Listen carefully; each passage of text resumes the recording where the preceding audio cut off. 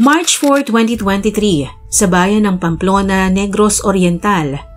Isang nakakikilabot na pangyayari ang naganap sa loob ng compound ng noon ay gobernador ng nasabing lalawigan na si Ruel Degamo.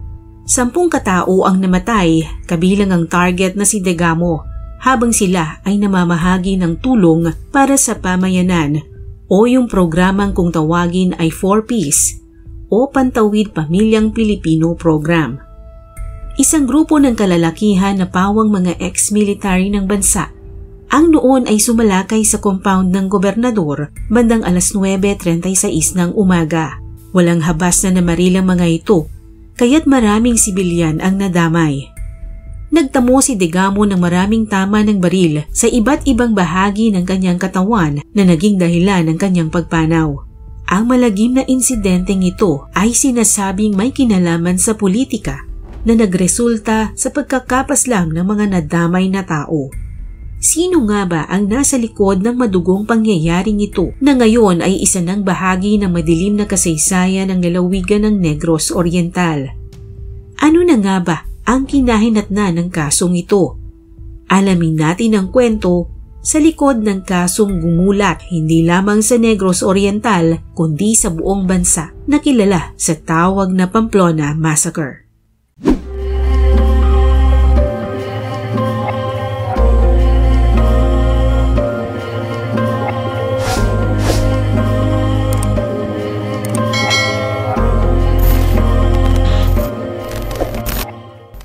Si Governor Ruel Ragay Degamo, 56 na taong gulang ay ipinanganak noong April 29, 1966 sa bayan ng Siaton, Negros Oriental.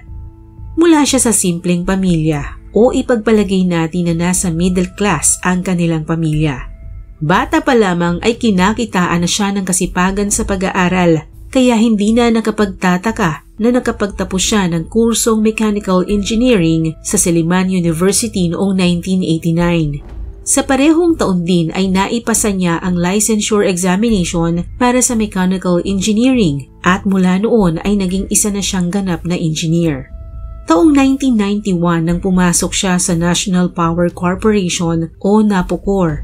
Sa pagtatrabaho sa NAPOCOR bilang mekaniko at driver ay natutunan niya ang kahalagahan ng kasipagan at dedikasyon sa trabaho.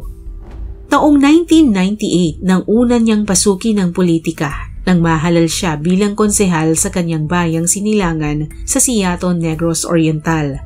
Naging presidente siya ng Provincial Councilors League ng 3 taon mula 2004 hanggang 2007. Nanilbihan naman siya bilang konsehal ng Siaton mula taong 1998 hanggang 2007. Taong 2010 nang muling magbalik sa politika si Degamo nang magdesisyon siyang tumakbo bilang miyembro ng Provincial Board. Sa halalang iyon ay nakakuha siya ng pinakamataas na boto sa 3 distrito ng Negros Oriental na nagpatunay ng solidong suporta mula sa kanyang mga kababayan. Ngunit sa hindi inaasahan, noon taon ding iyon, ang nahalal na governor na si Emilio Macias II ay biglang pumanaw, hindi pa man ito nakakapanumpa. Sa ilalim ng rules of succession, nanumpa bilang gobernador ang nanalong vice-gobernador na si Agustin Presides, habang si Ruel Degamo ay nanungkulan bilang vice-governor dahil tulad ng nabanggit ko kanina, siya ang nakakuha ng pinakamataas na boto sa mga board members. Subalit noong taong 2011, pumanaw din si Presides dahil sa sakit na stomach cancer. Kaya pumalit sa kanya si Degamo at tinapos nito ang natitirang terminong iniwan ni Presides. Taong 2013 nang muling tumakbo bilang gobernador si Degamo at nanalo. Sa kanyang panunungkulan, marami siyang programang ipinatupad upang mas lalong mapaigting ang pagtulong sa kanyang mga kababayan. Inalunsad niya ang programang HELP o Health, Education and Livelihood Program. Ito ay naglalayo na tugunan ang pangunahing pangangailangan ng mga taong kanyang nasasakupan. Kabilang sa tinutukan niya ay ang pagpapatayo ng mga karagdagang silid-aralan sa mga pampublikong paaralan. Tinugunan din niya ang problemang pangkalusugan at ang pagpapalakas ng sektor ng agrikultura at turismo sa kanyang lalawigan. Masasabing naging maayos ang kanyang pamumuno na naging dahilan upang muli siyang mahalal bilang gobernador noong 2016 at 2019. Sa kabila ng kanyang tagumpay sa politika ay humarap din si Degamo sa mga hamon nito. Noong 2022, matapos ang kanyang 3 termino bilang gobernador, pinayagan pa rin siya ng Commission on Elections o COMELEC na muling tumakbo. Ito'y dahil sa argumento na naantala ang kanyang termino ng suspension at dismissal order galing sa Office of the Ombudsman. Ito ay nag-ugat dahil sa pag-akusa sa kanya ng maling paggamit ng calamity funds noong bagyong Sendong sa taong 2011 na nagkakahalaga ng 480 million pesos at intelligence funds na nagkakahalaga naman ng 10 million pesos. Subalit matindi ang kanyang determinasyon kaya napanatili ni Degamo ang kanyang posisyon at panunungkulan at muli pang napagbigyan ng COMELEC na muling tumakbo. Subalit sa muli niyang pagtakbo bilang gobernador ng lalawigan noong 2022, natalo siya ng kanyang kalaban na si Pride Henry Teves. Siya ang dating mayor ng Bayawan City at miyembro ng Nationalist People's Coalition. Ang labanang ito ni Teves at Degamo ay puno ng tensyon, lalo pa at lumabas ang isa pang kandidato na kapangalan ni Roel Degamo.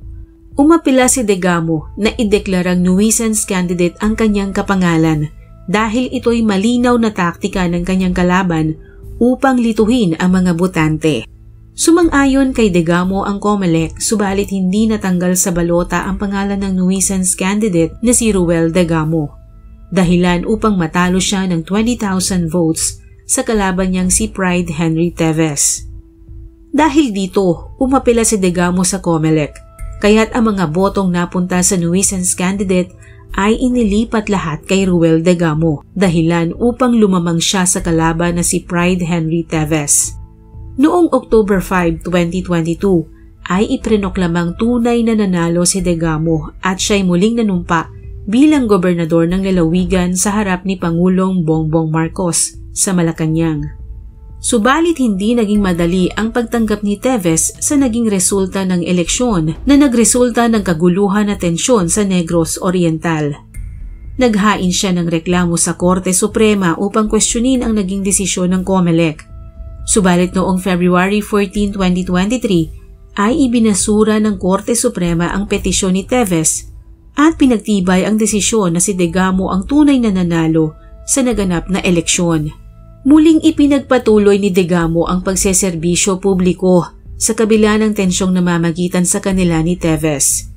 Subalit hindi pa man nakakaisang taon mula nang muling manungkulan si Degamo, agad natapos ang kanyang buhay politika. Nang isang araw ng March 4, 2023 ay biglang pinasok ang kanyang compound ng isang grupo ng mga kalalakihan na pawang mga dating sundalo. Habang namamahagi sila ng ayuda para sa mamamayan o yung tinatawag na 4Ps o Pantawid Pamilyang Pilipino Program, kitang-kita sa CCTV nang pasukin ng mga armadong kalalakihan ng compound ni Degamo. Nang makalapit ang isa sa mga suspect, sinundan na siya ng kanyang mga kasamahan at pinagraratrat ng mga ito ang gobernador at siyam na iba pa ang mga nadamay sa tinaguriang Pamplona Massacre. Tumagal ang madugong karahasan sa loob ng 40 segundo. Naitakbo pa si Degamo sa ospital subalit mandang alas 11 ng umaga ay binawian din siya ng buhay. Agad namang kumilos ang mga otoridad upang tugisin ang mga salarin at idineklara ang hot pursuit operation at sa parehong araw, 3 sa mga suspect ang nahuli ng mga pulis. Ang 3 ay kinilala bilang mga dating sundalo ng AFP. Ang isa ay kinilalang si Joric Labrador, dating Scout Ranger Intelligence Operative na taga Cagayan de Oro. Siya ay natanggal sa serbisyo noong March 2014. Ang ikalawa ay si Joven Javier na taga Negros Oriental. Siya ay dating miyembro ng Elite Forces ng Light Reaction Regiment Forces at na-dismiss sa serbisyo noong 2018 dahil sa mga kasong paglabag sa serbisyo. Ang ikatlong suspect ay si Benji Rodriguez na dating sundalo ng Armed Forces of the Philippines na naka-assign sa 35th Infantry Battalion sa Holo, Sulu. Natanggal siya sa serbisyo noong 2009. Sumali ang tatlo sa grupo ng bayarang hitmen o mercenaries. Sa engkwentro ng mga suspect at mga pulis sa Bayawan City, isa sa mga ito ang nalagas, ngunit kalaunan ay napasakamay din ng mga otoridad ang ika-5 suspect na si Osmundo Rivera, tubong Zamboanga at dating miyembro ng Armed Forces of the Philippines. Sa patuloy na interogasyon sa mga nahuling suspect, 2 sa mga ito na sina Joric Labrador at Joven Javier ang nagsalita na ang nag-utos sa kanila upang tambangan si Governor Degamo ay si Kong Teves. Subalit hindi naging malinaw kung sino sa pamilya Teves ang tinukoy ng 2. Ang pamilya Teves ay kilala sa lalawigan ng Negros Oriental bilang isang makapangyarihang political clan. Isa sa kanila ang prominenteng politiko na si Congressman Arnolfo Arnie Teves ng 3rd District ng Negros Oriental na mabilis na tumanggi na may kinalaman siya o ang kanyang pamilya sa pagkakapaslang kay Degamo sa kabila ng mga alegasyon na sila ang nag-utos na paslangin sa Degamo dahil sa napatalsik ang kanyang kapatid sa pwesto.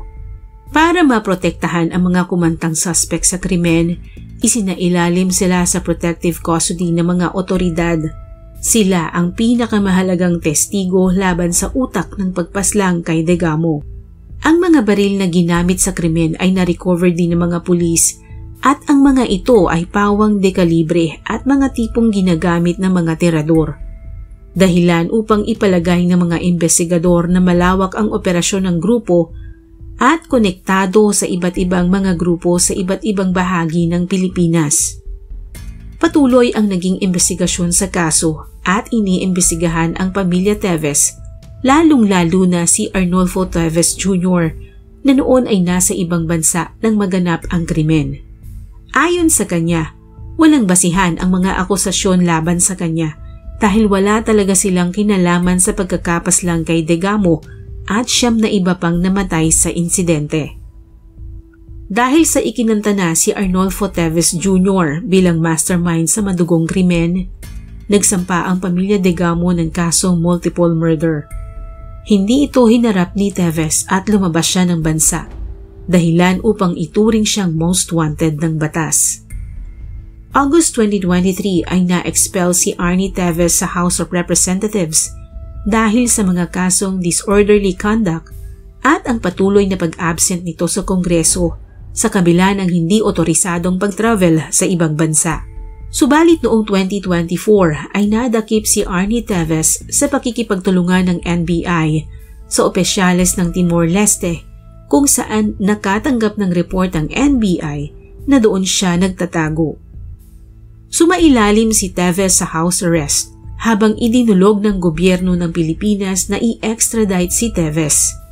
Sinang-ayunan nito ng Timor-Leste at noong December ng nakaraang taon ay nag-grant ang petisyong ito.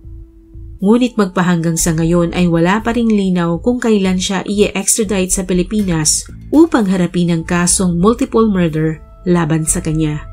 Patuloy pa rin ang pagtanggi ni Teves na may alam siya o ang kanyang pamilya sa naganap na Pamplona Massacre. Hanggang sa ngayon ay hindi pa rin tapos ang kaso at nananatiling malaya si Teves sa Timor-Leste sa pamamagitan ng piyansa. Hindi siya mai-deport sapagkat pumasok siya ng legal sa bansa, kaya ang pagbalik niya ng Pilipinas ay kritikal upang malitis ang kaso laban sa kanya.